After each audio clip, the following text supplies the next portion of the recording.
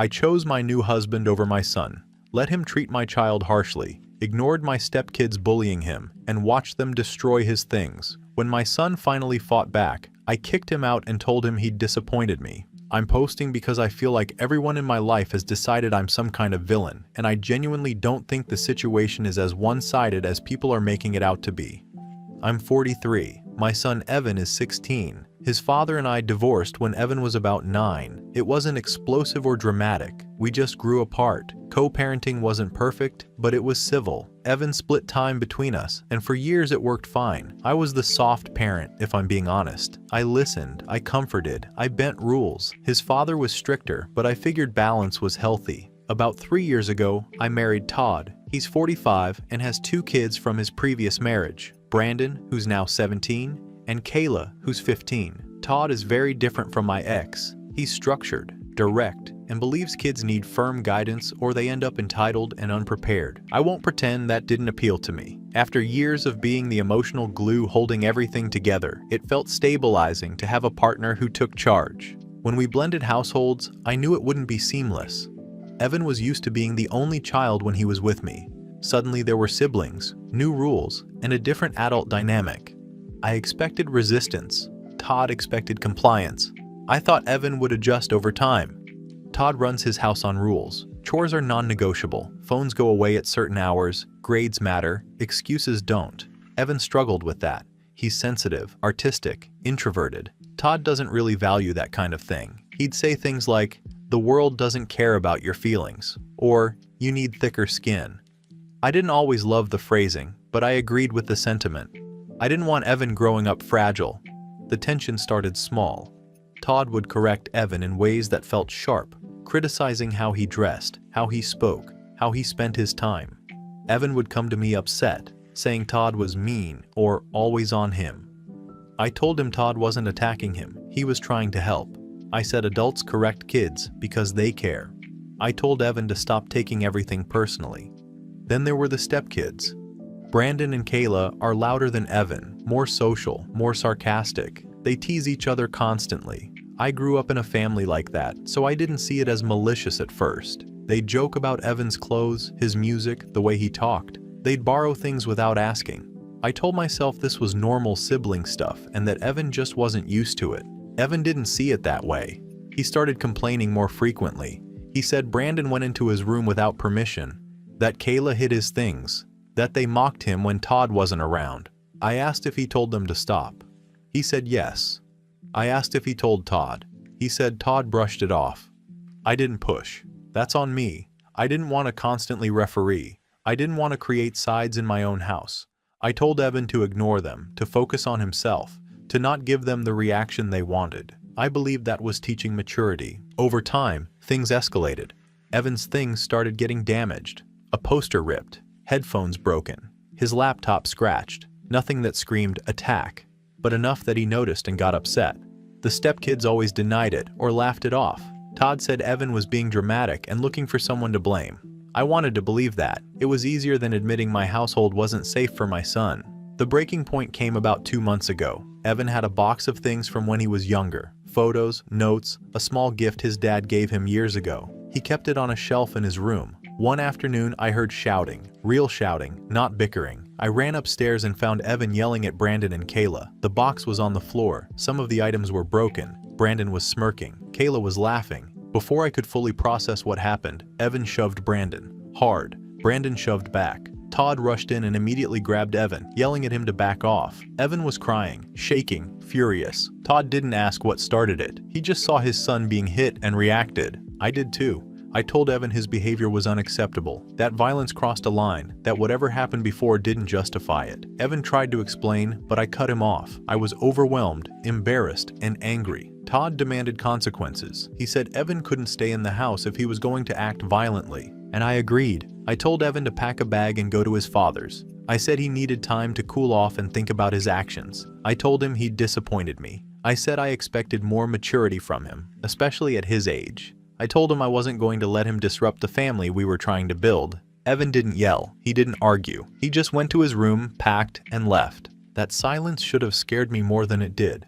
Afterward, Todd told me I did the right thing. that backing down would have undermined him, that if Evan learned he could explode and get sympathy, we'd lose control of the household. I wanted to believe that.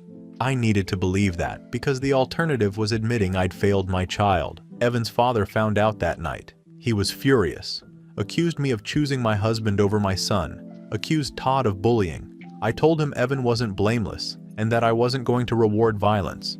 He said Evan wasn't coming back until we got our priorities straight.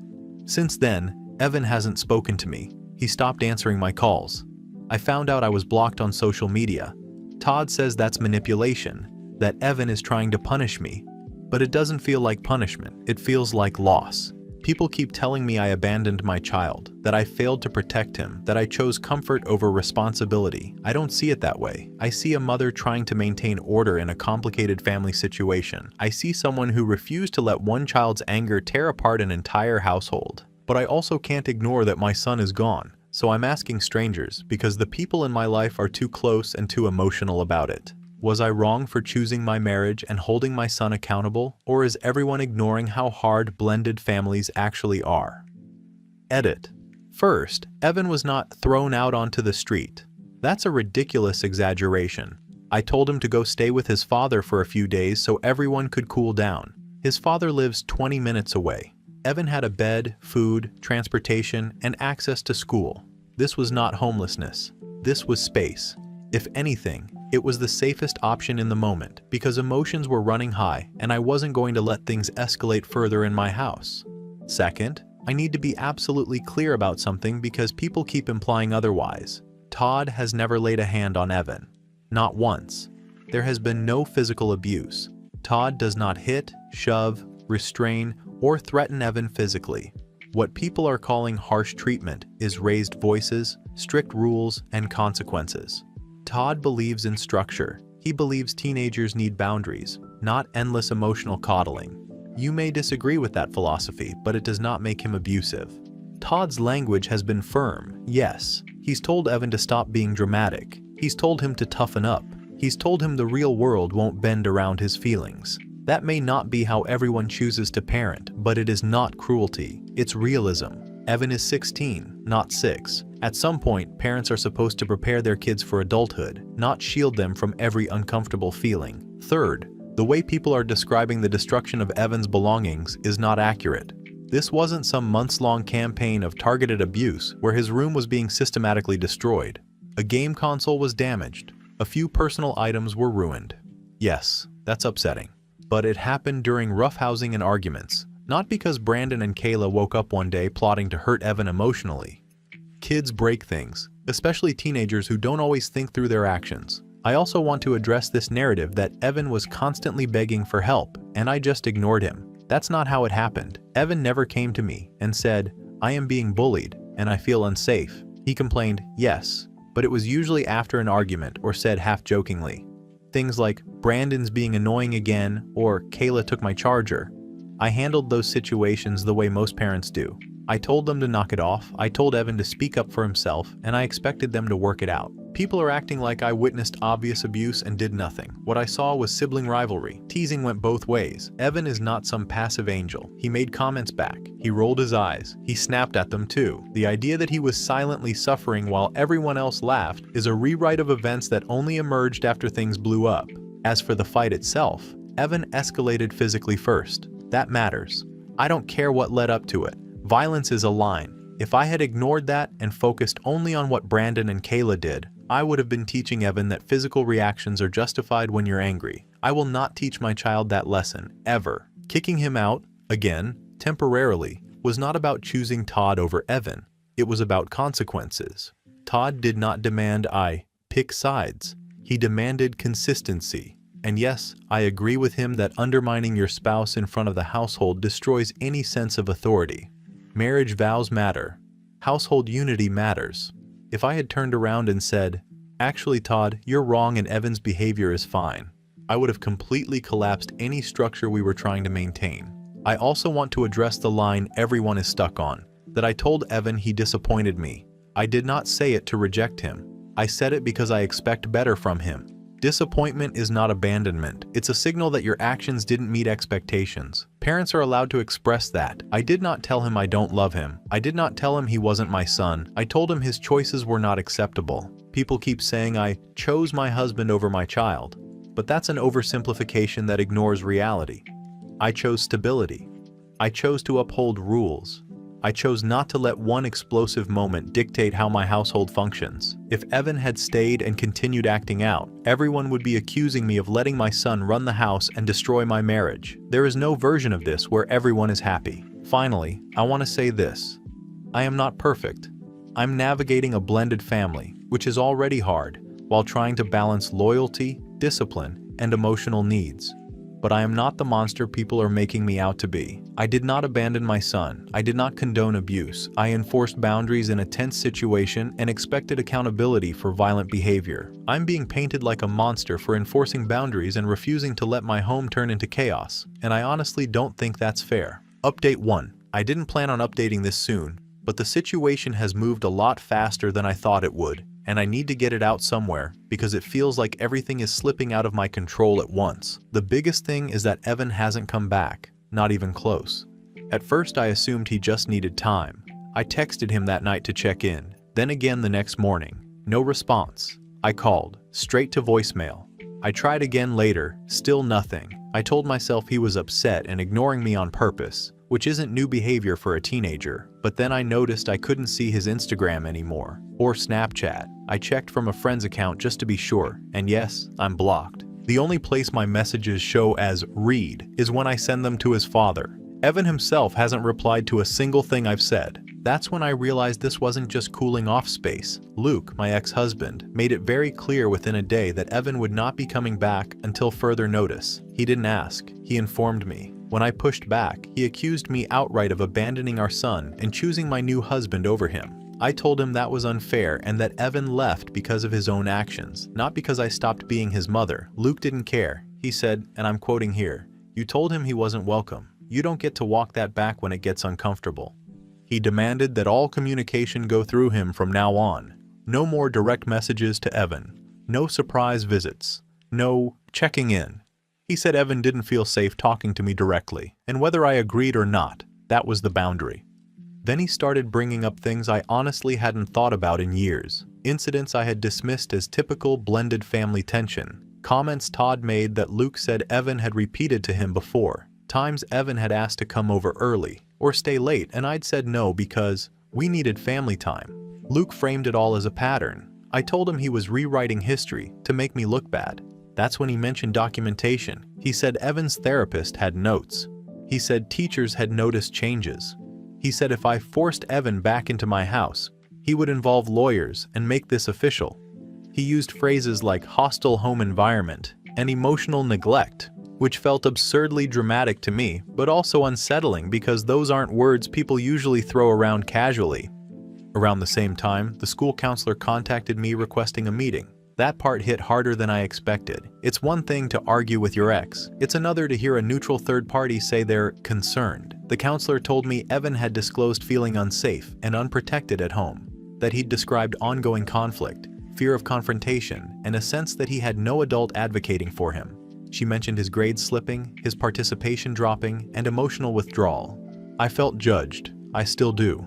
The way she spoke made it sound like I was some kind of villain in his story, and I wanted to scream that parenting is more complicated than that there are 2 other kids in the house, a marriage, a balance.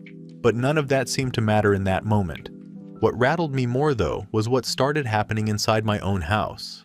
Brandon and Kayla reacted very differently to all of this, and I can't stop thinking about it. Brandon pulled me aside one night and said, half laughing, half defensive, that maybe they went a little far sometimes. He said Evan was easy to mess with and that things got out of hand, but he framed it like it was all accidental, like a joke that just didn't land. He wasn't remorseful exactly, but there was a crack there, a hesitation I hadn't seen before. Kayla, on the other hand, rolled her eyes when Evan's name came up. She joked that he was dramatic and said, "Guess he couldn't handle living with normal people." Todd didn't correct her. He smirked. I noticed that. I didn't say anything in the moment, but it stuck with me. Todd has been very firm that I cannot give in. He keeps saying that if Evan comes back now, it teaches him that he can explode, play the victim, and get his way. Todd believes Evan leaving was a manipulation tactic, whether Evan realizes it or not. He's warned me more than once that if I backtrack, I'll lose all authority, not just with Evan, but with Brandon and Kayla too. He's framed this as a loyalty test, which makes me uncomfortable, but I haven't challenged it directly. Every time I think about doing so, I hear his voice saying, "I'll destroy the stability we've built." Extended family hasn't helped. My sister called me outright and said I chose comfort over my child. She didn't soften it. She didn't ask questions. She told me she wouldn't bring her kids over anymore if Evan wasn't welcome because she won't normalize that kind of household. Other relatives have gone quiet. Invitations have stopped. The silence feels pointed. I still believe, at least part of me does, that Evan's reaction was disproportionate, that he could have handled things differently, that violence isn't excusable, but I can't ignore how fast everything unraveled once he left. I replay that night over and over in my head, and I keep landing on the same moments I brushed past at the time. How often I told him to ignore things, how often I asked him to be the bigger person, how rarely I actually stepped in. I don't know when neutrality turned into choosing sides, but I'm starting to wonder if it already had by the time things exploded. I thought I was protecting my marriage. I didn't expect my son to disappear from my life this fast. Final update. I waited longer than I planned to type this, partly because there wasn't a clean ending, and partly because once certain things become permanent, you hesitate to put them into words. Writing it makes it real in a way I wasn't ready for. Evan is not coming back to live with me. What started as a few days at his father's house quietly became weeks, then months. School records were updated without my input. Emergency contact information changed. I found out I was no longer listed first when the school nurse called Luke instead of me after Evan got sick one afternoon. That was how I learned I'd been moved to secondary contact, like an aunt or distant relative. Luke didn't announce any of this dramatically. He didn't need to. He simply informed me that Evan was settled, doing better, and that they were keeping things stable. When I objected, he told me stability was exactly what Evan hadn't had at my house. Eventually, the informal arrangement became formal. Lawyers were involved, though not in the explosive way I'd imagined. It was procedural, paperwork, agreements that reflected what was already happening. My time was reduced. Any visits would be planned, supervised at first, and conditional on Evan's comfort, not mine. That was the first moment I truly understood that the authority I assumed I had as a parent was gone. Not taken from me in one dramatic act, but eroded by my own decisions. The message from Evan came shortly after everything was finalized. It wasn't long. It wasn't angry. That almost made it worse. He wrote that he'd felt unheard for years, that when he came to me about Todd, about Brandon and Kayla, about feeling uncomfortable and unwelcome, he learned quickly that keeping the peace mattered more than his feelings. He said he didn't feel emotionally safe in my home, that he never knew when something he cared about would be mocked, dismissed, or turned into a lesson about toughening up. He ended by asking for no contact for now, not forever. Just now. He said he needed space to heal without feeling like he had to defend himself or justify his pain. I didn't reply right away. I wrote several drafts, some apologetic, some defensive, some explaining myself in ways that suddenly felt hollow even as I typed them. In the end, I sent a short response acknowledging his boundary and telling him I would respect it. That was all I was allowed to do. Around that time, the full scope of what had been happening in my house became harder to ignore. Things came out slowly, not through confrontation, but through small moments I could no longer dismiss. A comment from Brandon that contradicted something he'd said before. Kayla laughing about how mad Evan used to get in a way that wasn't teasing so much as nostalgic. A school email referencing incidents I'd never been told about because Evan had stopped reporting them. I realized that what I'd labeled as isolated conflicts were actually frequent, predictable. That Evan had learned there was no point escalating concerns because escalation only made things worse for him. My silence hadn't been neutral, it had been permission. That realization didn't arrive with clarity or relief. It arrived with a kind of dull shame that sat in my chest and didn't move. My marriage didn't emerge unscathed from this either. Todd has not accepted any responsibility for what happened. He insists Evan made his choice. He frames everything as a test of loyalty that Evan failed. When I've tried to talk about the possibility that his approach may have contributed to the situation, he shuts it down. He says I'm second-guessing him because I feel guilty. He says Evan manipulated the narrative and that I'm letting myself be pulled into it. That was when it became impossible to ignore something I'd avoided for years. Todd never intended to adjust. Not his tone, not his expectations, not the way his children treated Evan. Compromise was never part of his definition of unity. Compliance was. I've started to question what I sacrificed in the name of stability. Not just my relationship with my son, but my own instincts. The parts of myself that recognized something was wrong and chose not to act because acting would be uncomfortable. Looking back, I see how easily I reframed neglect as balance. How often I told myself I was being fair when I was actually being passive. How, not choosing sides, consistently favored the people with more power in the house. The word disappointed keeps echoing in my head. At the time, I thought it was tough love, a reminder of expectations. Now I understand how it landed, not as guidance, but as rejection, as confirmation that when forced to choose, I chose something else. I've tried apologizing since then. Real apologies, not explanations disguised as remorse. Evan hasn't responded. I don't blame him. Apologies don't undo patterns. They don't restore safety on demand. So I've stopped pushing, not because I've given up, but because I finally understand that persistence can be selfish when someone has asked for space. There is no reconciliation to report, no heartwarming moment, no sudden forgiveness. There is just acceptance of where things are. What I know now, and what I wish I'd understood sooner, is this. Choosing a spouse over a child is still a choice, even when you dress it up as stability. Silence is alignment, even when you call it neutrality. And love without protection isn't love, no matter how good your intentions were. I don't know what my relationship with my son will look like in the future. I only know that pretending I was blameless kept me from seeing the damage while it was happening. And seeing it now doesn't undo it. It just means I finally have to live with it.